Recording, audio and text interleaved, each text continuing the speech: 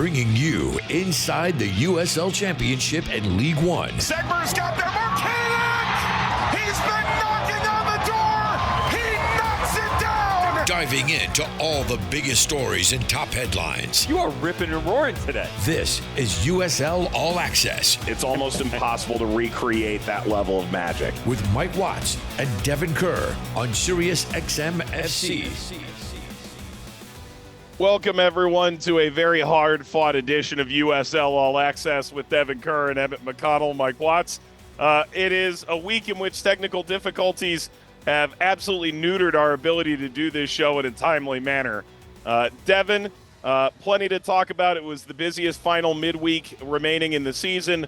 There's certainly news in Central Valley that we need to tackle. Some teams have clinched. El Paso is eliminated. I'm not sure how much talk that's going to get.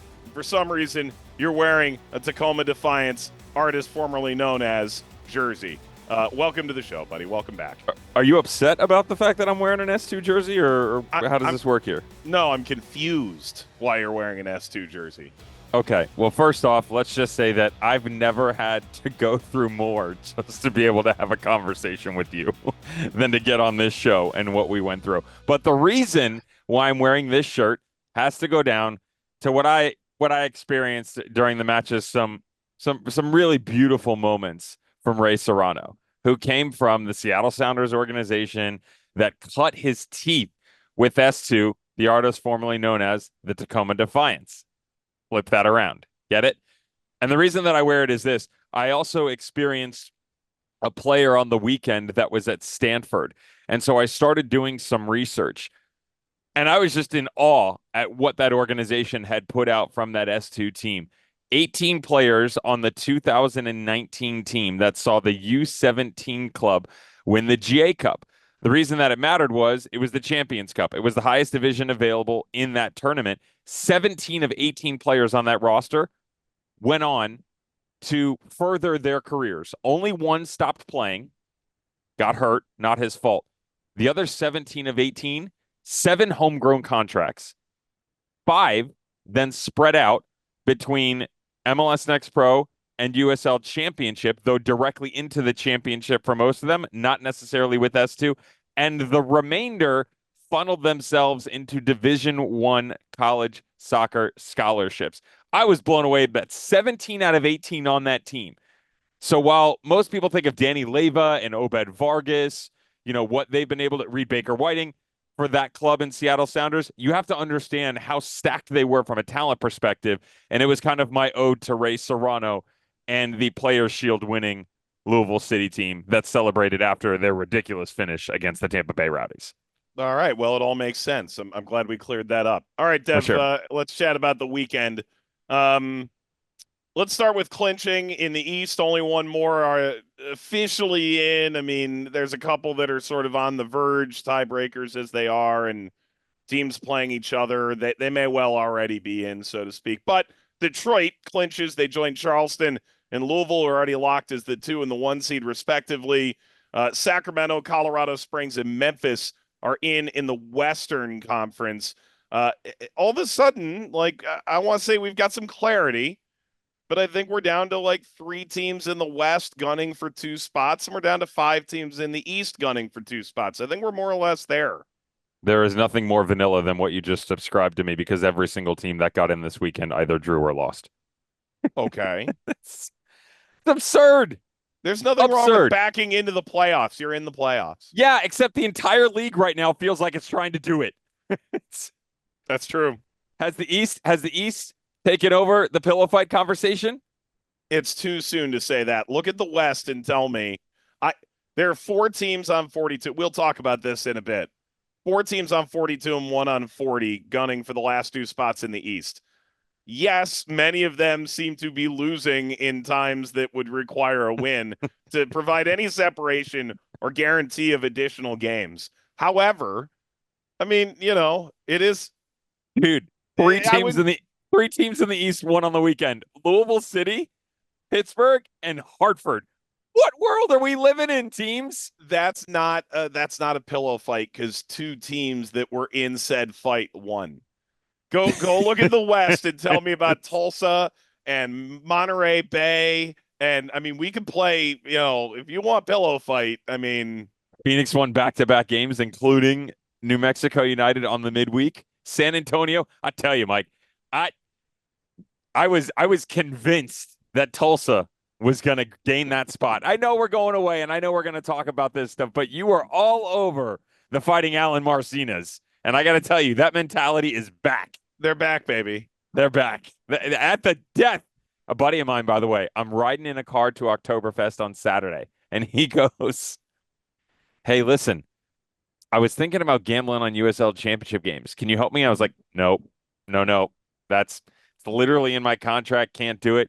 And he goes, can you just do me a favor? I go, what? He goes, can you tell me about this San Antonio team? And I paused for a second, and he goes, what's the problem? And I was like, no, I'm just thinking about the question.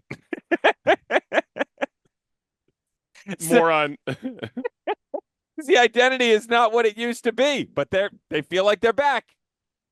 They think so. And I don't want to say I think so, but I think they'll win the pillow fight. It's actually the least dangerous weapon they've used in a long time, a pillow. It depends on it. It depends on if it's alternative or down, because down could gain bacteria and really get you into trouble over the long term. Some would say a 34-game season, certainly entering postseason time, where you wouldn't be able to get into the spot. Mm-hmm. Dev, let's turn our attention to other news. Let's start in the championship before we touch on League One. The Tampa Bay Rowdies played away to Louisville on Saturday. That is their final road game of the year. Hurricanes Helene and Milton have made a devastating impact on the Tampa community, but also on a lesser extent, but more relevant to our show in this moment, the Tampa Bay Rowdies. They still have 3 home games remaining. They've announced that their unscheduled game that got moved because of Hurricane Helene has been rescheduled to October 23rd against Hartford. That's next Wednesday night. The Tampa Bay and North Carolina game has officially been relocated on Saturday. It cannot be played in St. Pete. It will be played in Cary. There's still 2 games left, so Hartford on Wednesday, Indy after that. They have not announced venues for that, and something that'll come at a later date. Look, just from my sleuthing around in the lead up to the Louisville game, they departed ahead of the Hurricane Milton for Miami. They based there. Louisville gave them the option to come up early and train in Louisville. They declined, decided to stay longer in Miami. Dev, you've been on the player's side of this, maybe not with this particular instance, but it's get your family to safety, handle your personal business. I don't want to say soccer hit the back burner, but it's probably 5-10 things back in these guys' minds right now. Yeah, I certainly never dealt with a hurricane. Dealt with a snowstorm when I was in Germany once, but I didn't have a family at that point in time, and really all I had to worry about selfishly was myself. And everybody else around us was like, it was difficult for them to handle those types of things. I can tell you that with my conversations behind the scenes with the Tampa Bay Rowdies, that my opinion is that they did an incredible job of navigating this, because to your point, Mike, it was family and it was safety. And then it was, okay, let's get through all of this and get everyone settled. And once we've gotten through the relocation, okay, now how are we going to navigate this? The idea that they were going to use the Trop is obviously an afterthought. You know, we kind of talked about that last week, that maybe Tropicana Field would be able to host based upon the ownership and their relationships.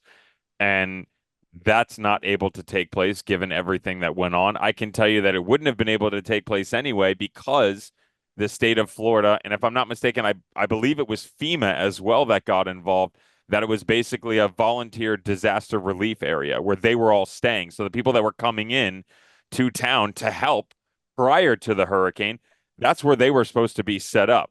Then the hurricane took the top off. Credit, by the way, throughout all of this, because yes, there's still football to be played. No, we don't know where it's going to be played.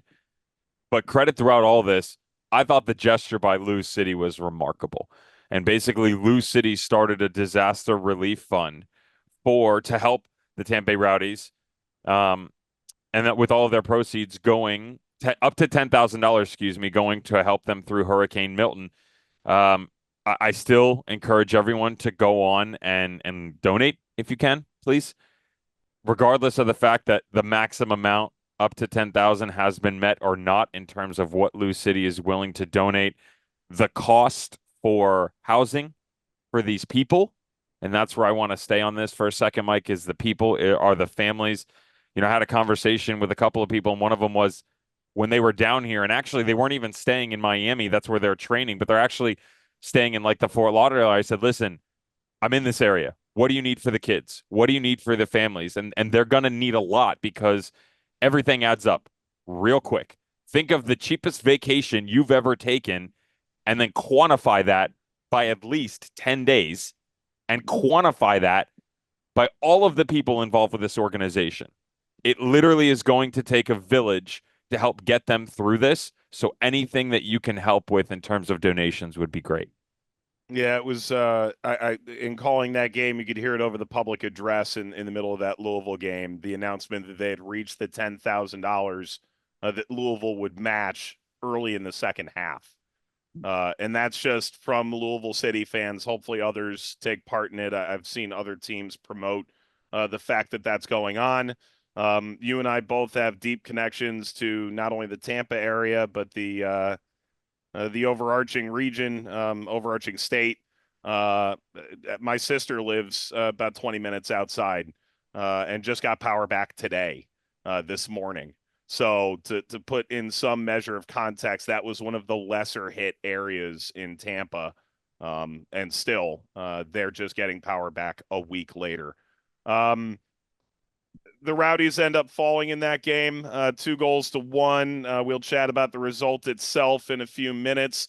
Let's chat about the news out of League One, and it comes from the team bottom of the table in back-to-back years, Central Valley Fuego. Germaine Jones, it was announced, has been suspended through the end of the season by Fuego. The suspension announced this week, but he actually hadn't coached in a game since the end of August. He was officially suspended by the team, although not announced, on September 27th.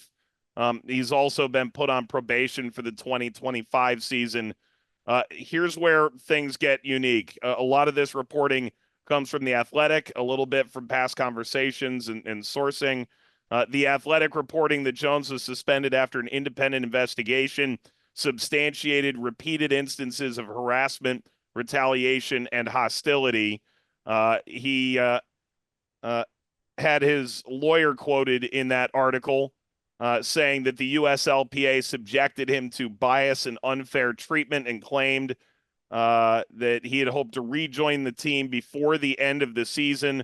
The USL, in their official statement, saying that they have complete confidence in the integrity of the process, adding that when matters are resolved, focus turns toward promoting accountability and personal growth, ensuring that all individuals involved have the opportunity to learn and improve. You can go all the way back to the beginning of the year when he made waves on CBS's show, Kicking It. He said, I cut the whole team, in part of a larger conversation about taking over Central Valley. You and I had a chance to speak with him in March when the U.S. Open Cup was first kicking off. We had his first game in that tournament. He sort of walked a little bit of that back, saying he spoke harshly in that interview, but did acknowledge that the results from players that were already in the organization did lead to the previous coaching staff being fired. He told us in part, I can look at my guys and know how I have their back and they have mine. I can push them. Dev, there's certainly a lot of reporting in The Athletic that we could spend the entire show reading the article, or we can tell people that they should get a subscription. Your overarching thoughts on this? I think it's fair to say Germaine Jones is a legend within the U.S. soccer community as a player. It was his first opportunity as a head coach. I think he certainly had a reputation coming into this role. I enjoyed our conversation in March, was not privy to the extent of the comments made to the Players Association and eventually making their way to an independent investigation. But certainly a lot gone haywire in Central Valley? So there are so many different layers to this for me, and obviously it's sensitive for sure for both parties. If you start on the player side of things, I have no problem acknowledging that we live in a very different world than I did when I was coming up as a player. You know, the idea of the rough and tough, hazing in certain areas, the verbal degradation, the abuse, you can call it. I have no problem saying that I went through it. I think it made me stronger as a person. I'm not saying it's right, but I understand that it's very different in the day and age that we live in. So let's start there. The second part would be, with that, I do believe that the pendulum has swung too far to the other side. That's not just my opinion. It's something that I've referenced to you, I've referenced on this show, and I hear from almost every coach in America. And that's within MLS, within USL, within the college ranks, about how the younger players coming up are flat out soft. Germaine Jones didn't help himself in this situation by them coming out. And let's be very clear, this is just a quote from the article. I think I do a fantastic job of making sure that I don't get in the way of my verbiage. He said it's a shit league. You can't say that. You lose all credibility with your crew the second that you say that. Because number one, guess what, dude? You're a part of it too. Okay? You made the decision to come here. You chose to be a leader. And if you weren't aware of what it was going to take to get through these moments, then you shouldn't have signed up for it. And I mean that, Mike, in the sense of the quality of the league or what the structure looks like. Like if he had a different understanding of what he thought it would be, that seems like a conversation he needs to have with himself and needs to have with the ownership group. I think there's the player side, there's Germaine Jones's side, and then somewhere in the middle of this is the truth, right? It's usually how these things go. Yeah, I think there's some that in some of these situations are much more cut and dry, but given the quotes from the players as well as from Germaine Jones, it kind of just feels like a wet paper towel throwing contest at this point in time because the players went after it. Jones is responding, and I think it's probably somewhere in the middle. The problem is the team and the players are only going to continue to suffer, as is Germaine Jones. People are saying that they want to work towards a positive light, and I'm with that. From what I hear, the ownership group is that's probably not a relationship with Germaine Jones that's going to be conducive to a positive manner in the future. So he's gone. But how, if you want Germaine Jones, which a lot of people from a coaching standpoint have had interesting things to say about him in a good way, if you want him around, how are you going to get him better if he was wrong? Yeah, and I'm going to make a quick aside here because I think there's the commentary from Germaine Jones' lawyer about how the investigation was ultimately operated. I don't know anything about the exact nature of this particular investigation. I think the most recent coach-related run like this, investigation run like this, would probably be Hartford and Roddy Jaidi, correct? Don't get me started on that, and you are correct. They interviewed 27, 28 players. One agent had, to my understanding, made a comment to the Players Association in defense of his player, led to 27, 28 interviews, every player on the roster, and those that would have been around training at the time of the comment. Ultimately, Roddy Jaidi cleared at the end of it, but Roddy Jaidi leaving at the end of the season because it became untenable. Yeah, because it was, and to be clear, just so that everybody recognizes it, that's a little kid throwing a temper tantrum, being soft, which is exactly what I'm talking about. And the ownership didn't go about it the right way either, Mike.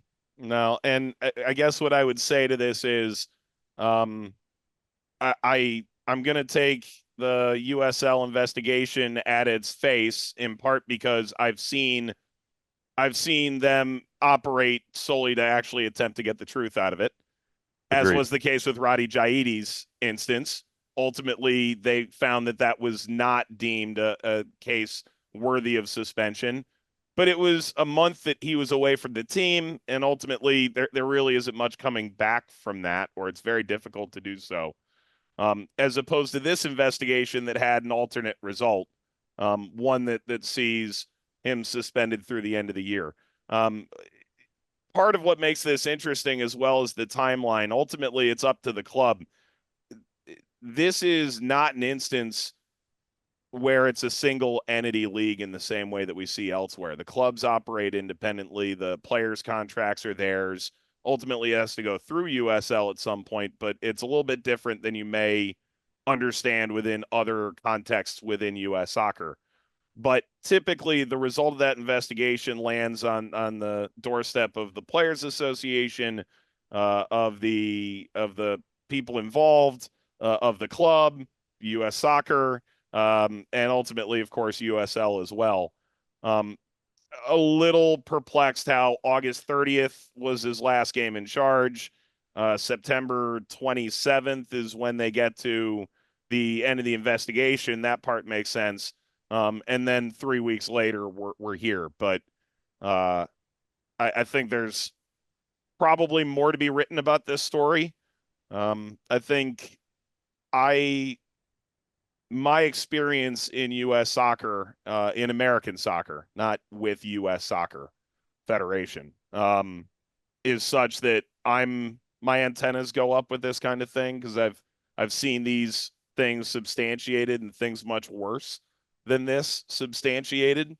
But ultimately, we still need to try our best to give this room to actually be adjudicated. So Germaine Jones suspended through the end of the year with Central Valley. If there's further updates on that as our show runs through November, we'll be sure to bring them along. But that's the big news out of League One. All right, when we come back, we'll take a look at the Eastern Conference, get you caught up on scores and playoffs and pillow fights and more. It's next year on USL All Access. Let's get back to USL All Access on SiriusXM FC with Mike Watts and Devon Kerr. Welcome back. It's USL All Access on this Tuesday night. Mike Watts, Devon Kerr. All right, let's do it. The Eastern Conference.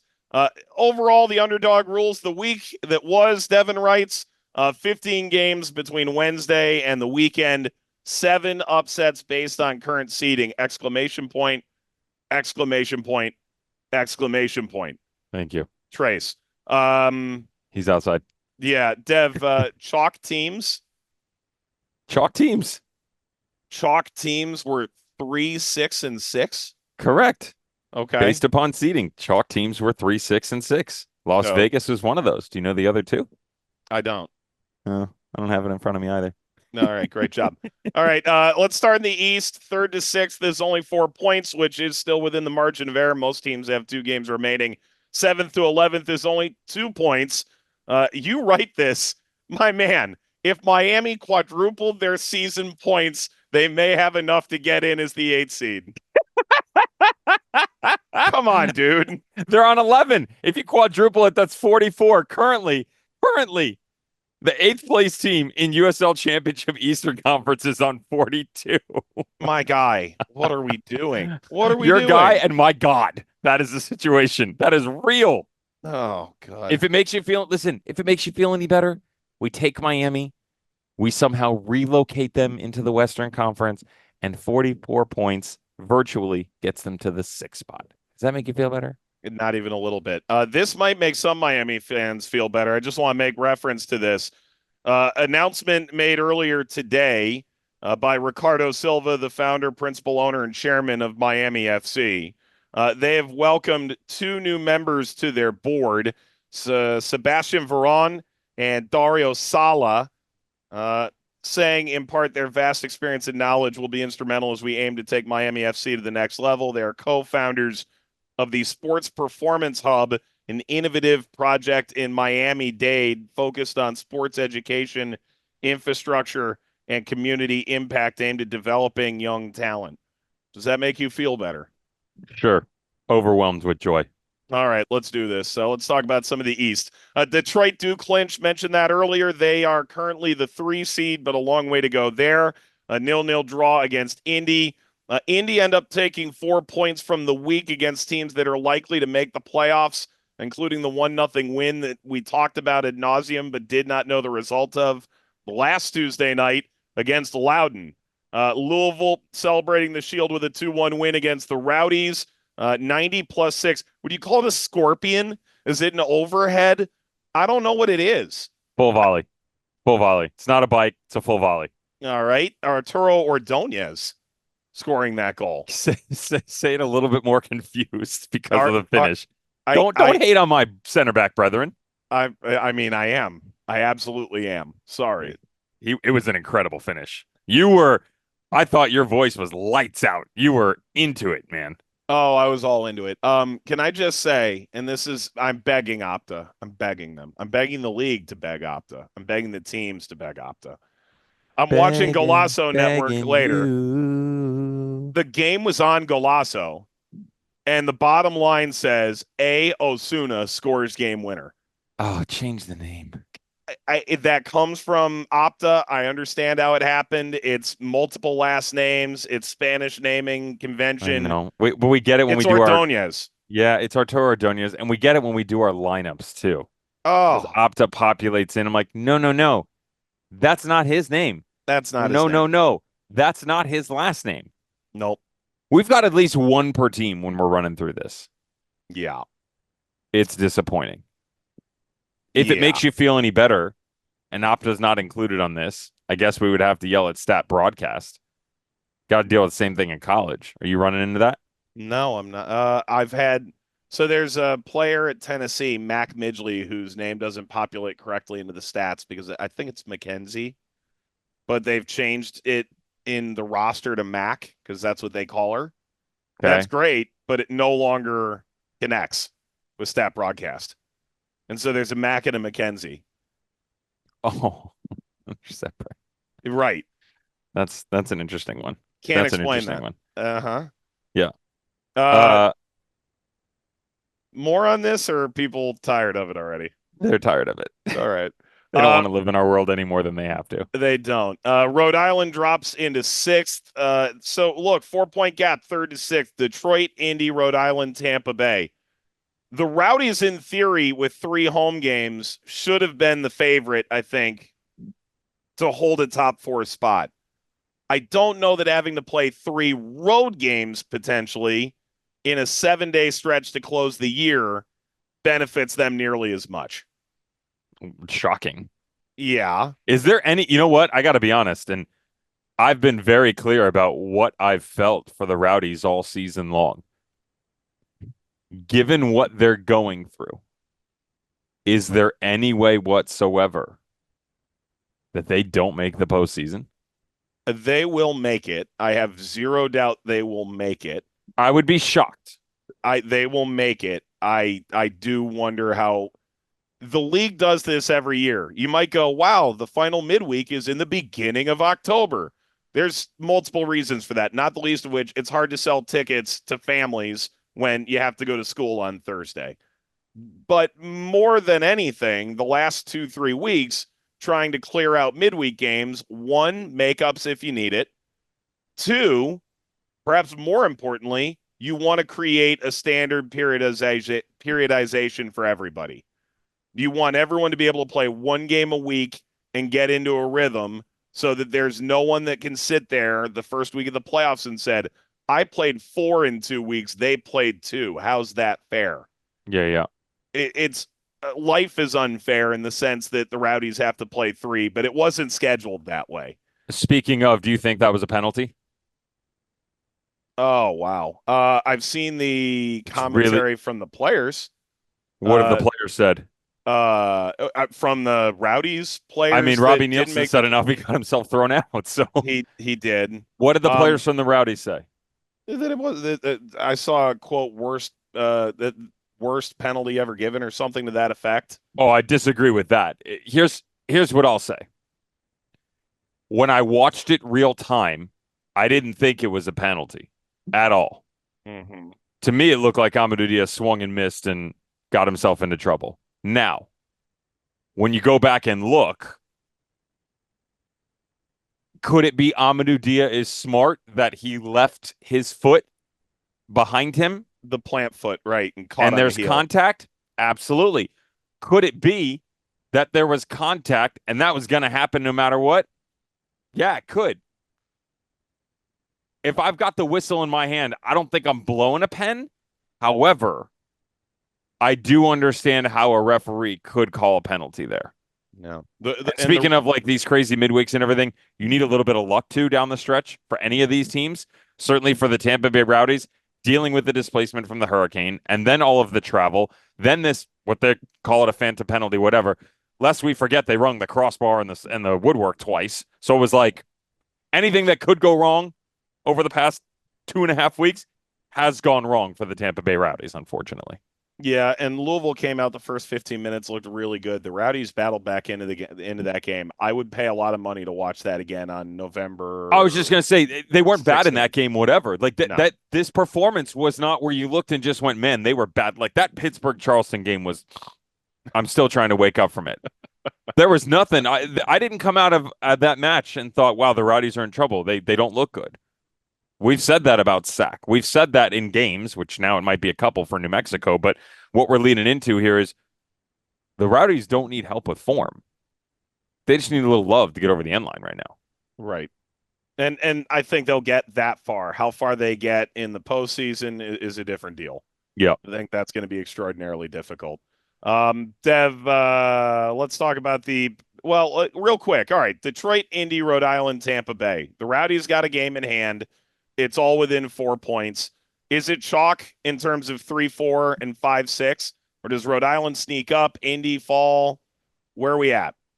Who gets home games?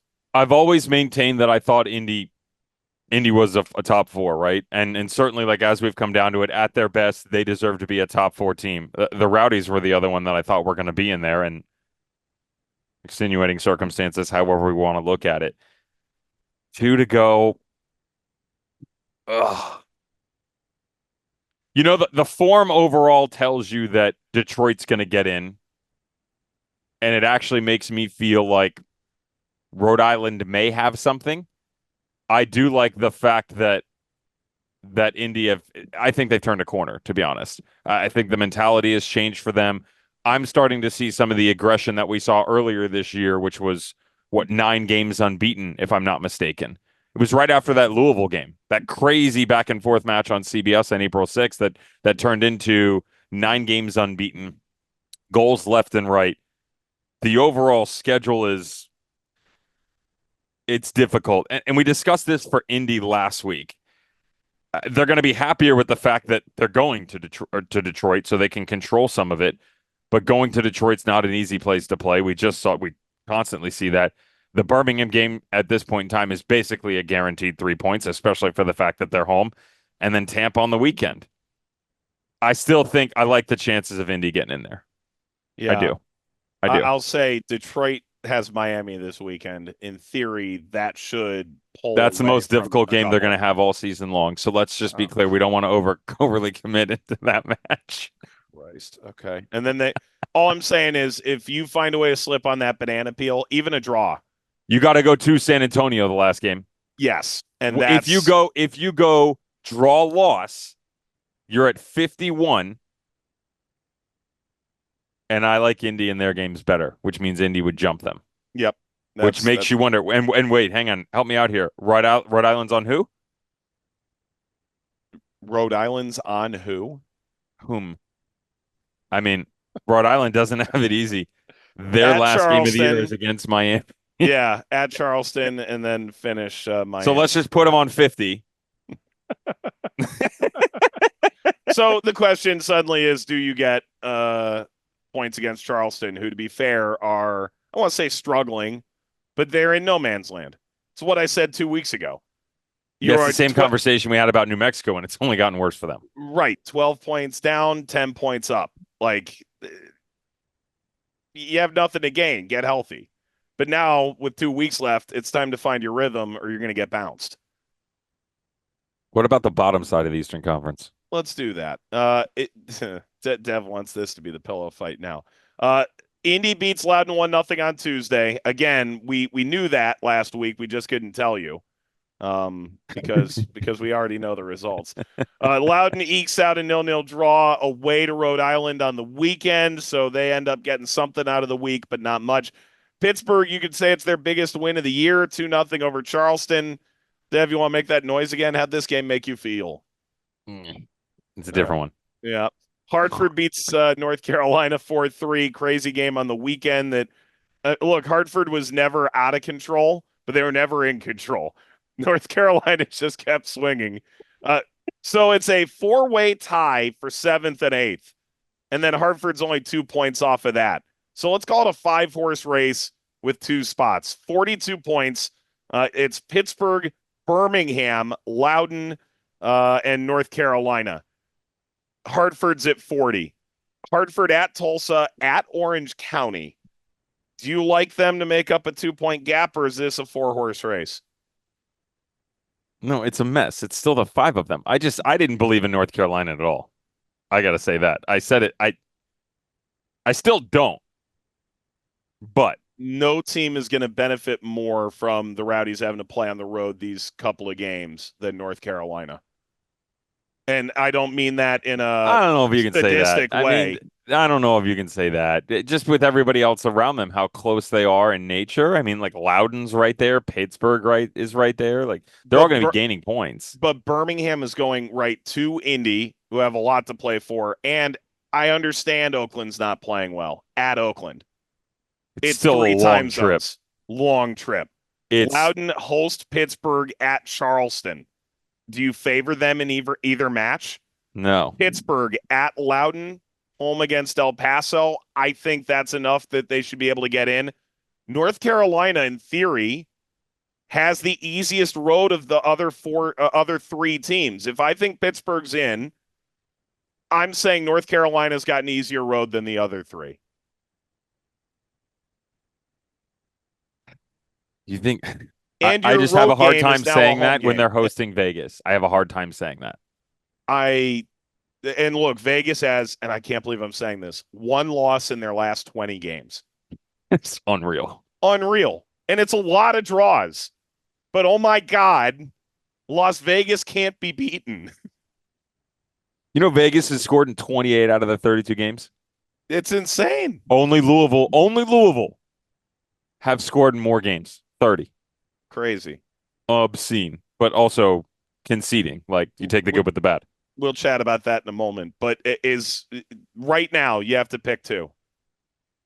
I'm sorry. I don't care what we've seen recently.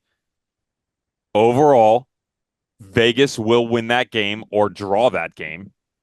It's 1 point.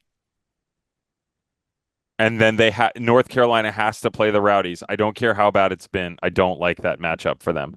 Down the stretch, the guys that have been in that locker room, I don't like that matchup for them. I'm still going to go with Loudoun and Pittsburgh. I'm sticking with where I was. Okay. Fair enough. Birmingham have dismissed themselves. We didn't even say anything about them. They just did it on their own.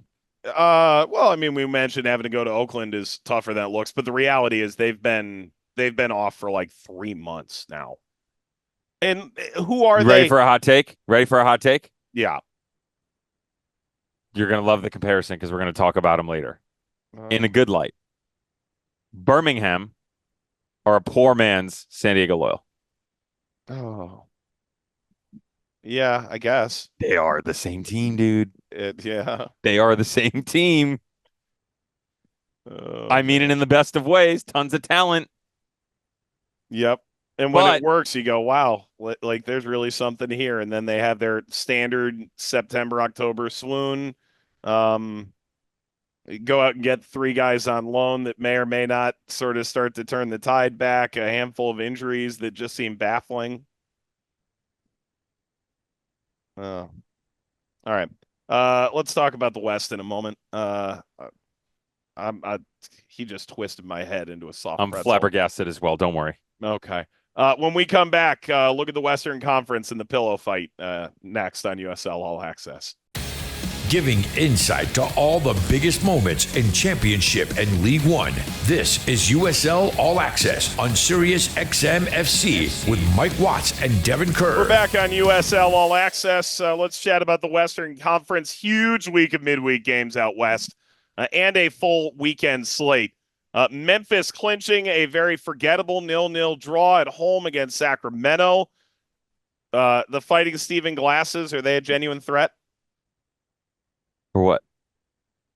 Multiple rounds in the playoffs. No. All right. Phoenix beats New Mexico. Biggest meeting ever Someone's between going to show the up two on my teams. doorstep one day, and I'm going to regret opening that front door. You're absolutely right. I'm going to think it's crumble, and I'm going to crumble. You are going to. Phoenix, Dev, you thought this might be as big a matchup as they've ever had. 2-1 win for Phoenix. I thought they were excellent. I did. I thought they were excellent. It felt like there was belief within the group. Now, I don't know where it came from. I don't know if they're going to be able to replicate it going forward, but it felt like there was belief in the group from the first whistle. I will say that the Azakar red card is really going to hurt them. That was ridiculous at the tail end of things. Shocking stat to come out of this game for me, because I did feel like a large portion of it, they were in the driver's seat. You know, New Mexico wants to be on the ball, but Phoenix, they held their own, thought they were very aggressive, vertical when they needed to be, did a really good job with their pressure. This was the first time they'd conceded the opening goal and come back to get a result since Sacramento in the West playoffs last year. Wow. 15 games. You want to talk about desire, character? Finally found something. Yep. Dev, you made note of this. How strange would it be if Phoenix win their final 2 games, finish on 48, and the 6th seed, just like the team that won the title last year? Freaking awesome. That would be so awesome. They wouldn't be able to do anything with it, but probably not. New Mexico, they locked up the 1 seed 2 weeks ago. They're now 3 winless. 4-0 loss to Sacramento, 2-1 to Phoenix, and then 1-1 draw at Tulsa on the weekend. Genuine concern, or is this just the swoon after finishing the job? Well, I said after the Sacramento game that I wasn't concerned because it was 1 game. Throw the baby out with the bathwater. Yeah. I'm concerned because this is called a pattern. It's not a one and done. It's 3 in a row. They can't finish. Their energy seems low. They're not as crisp on the ball. I don't know what's going on with them. I do. I just told you, but yeah, 2 weeks to get it right. Yeah, 2 weeks to get it right. The problem is you got to play Orange County and you got to play Memphis. Memphis wants that Final Four, top 4 playoff spot. I don't think they're going to get it. That's just my opinion. But they also got to play Orange County. And Orange County, to your credit, didn't see them getting over the line either. Danny Stone has done a really good job for them, but they're right there as well. Like, I don't think you could ask, really, for 2 more difficult games. Like, if I was them, I'd rather play Colorado Springs and Oakland. Yeah. And the reason I say that is because Colorado Springs have clinched. And to me, Oakland should get in. I mean, yep. Should. But, 6 games now without a win. Meanwhile, Las Vegas, they leap into second place. They beat Birmingham like a drum, 3-0. Did so with 5 changes from the previous game, all substantial players. Dev, I was looking this up. Last year, I tweeted this, so I'm looking at it. You're quoting yourself. Last year, Charleston set the league record for points improvement year over year, 25 to 59. That's 34-point improvement. I thought at the beginning of the year, is my hot take, that Hartford would get there. They're only plus 21. Las Vegas is plus 31, host Oakland, and go to North Carolina to close. They're 3 points off a league record for most improvement year over year. Can they have the same outcome as Charleston, reaching a final? Yes, it's not even a question. I've been saying it. Yep. Yeah, and I would actually, it's funny, before you went on to quote yourself, congratulations, by the way, I was actually going to ask you, on your red carpet, has your structure changed? Does New Mexico get a little bump to the side? Has Vegas made its way into maybe your hierarchy? Or in your mind, are they still kind of trailing behind? Vegas still has to go to New Mexico in the playoffs to get through. You're assuming New Mexico has hosting ask. order at that point in time. That's a very fair point. What are the odds we're going to Las Vegas for the final? What are the odds? Would they host it at that stadium? Yes. Are you sure? Where else would they go? I got to tell you this. I sent 2 texts to people about it. They declined to respond. Now, I don't know if they just didn't want to talk to me in general or they didn't want to talk to me about that. Okay. I don't think we're going to Vegas. Okay. I don't. let's hit a couple others. We got to roll here. Sacramento, they continue to struggle. 2-2 draw against Monterey. It keeps their season alive a little bit longer. They finish at El Paso, first game since elimination versus Colorado Springs, who could be fighting for 2, 3, 4, or 5. So 1 win in 6 for the Republic. Pair of draws last week, including the 0-0 at Memphis. Orange County might be figuring it out. 2-0 win over Colorado Springs on Wednesday. Although it's an own goal, Justin Dillon got sent off 44th minute. Don't know how much I really count on that.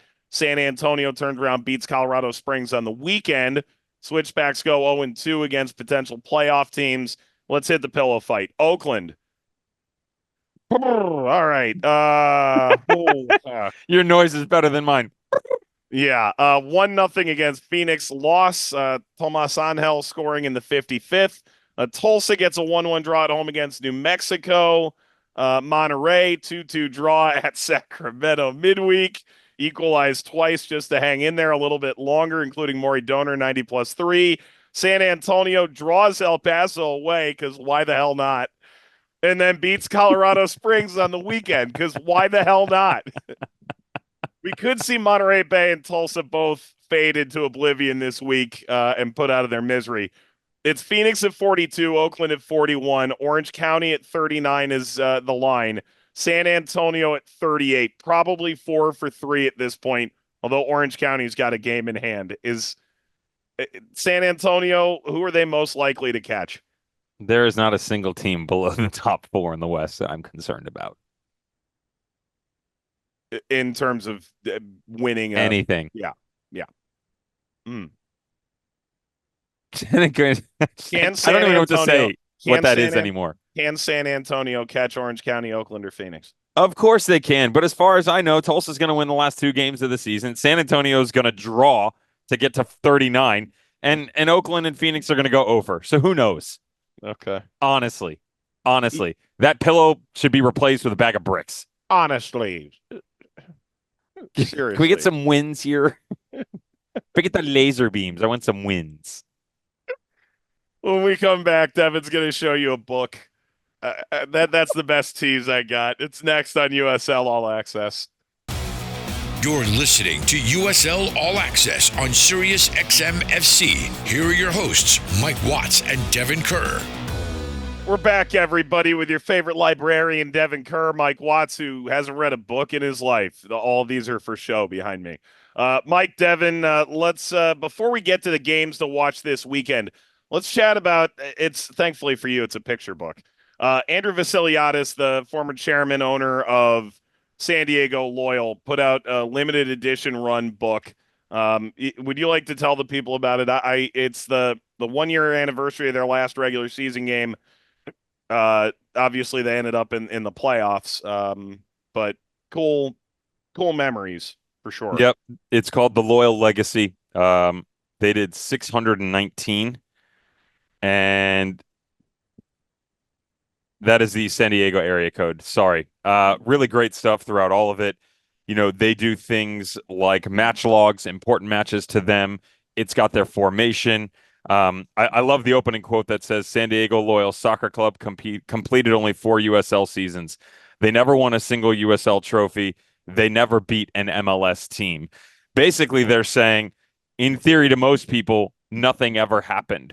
One of my favorite quotes after it is actually later in the book, and it talks about, Mike, I know you didn't have the opportunity to be a part of this because you were calling a different game, but it talks about the game against Borussia Dortmund. They had a friendly in July of their last season, and Nita Barria, one of the crazy fans out there, said, the best 20 minutes I'd ever seen Loyal play.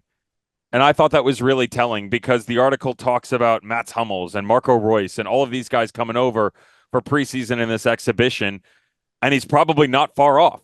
That's what this organization was built on and what they were capable of. It was the local community. It was involvement from start to finish, inclusion in so many different ways.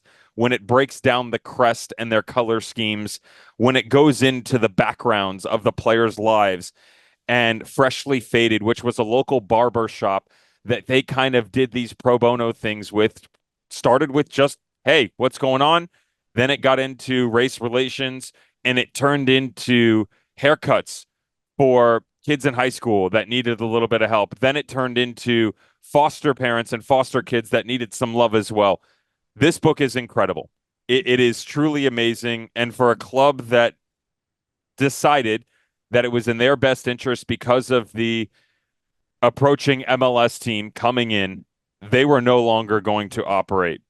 Their operations may be over, but this book did such a magnificent job of capturing everything that this community and that this team was about. Awesome legacy to leave. All right, Dev, let's chat real quick about games And coming lots this of weekend. pictures. So many pictures, and you don't have to read those. One game on Wednesday, El Paso, Orange County. It's on the Golazo Network.